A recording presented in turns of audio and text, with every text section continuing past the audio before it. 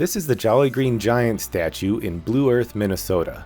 He's 55 feet tall, he's made of fiberglass, and he even has a staircase behind him so you can pose for pictures between his legs.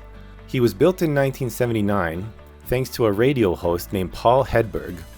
Paul had this local show called Welcome Travelers, where he would interview people coming through town, and at the end of the show he'd give them cans of Green Giant vegetables because they were canned right there in Blue Earth. When Paul found out that the nearby Interstate 90 was going to bypass Blue Earth, he came up with this idea for a giant, Jolly Green Giant statue that would keep people coming into his town.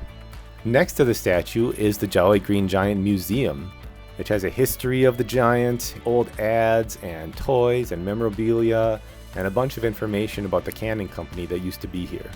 So whether you like history or advertising or just giant weird statues, you should check out the Jolly Green Giant statue and museum in Blue Earth, Minnesota.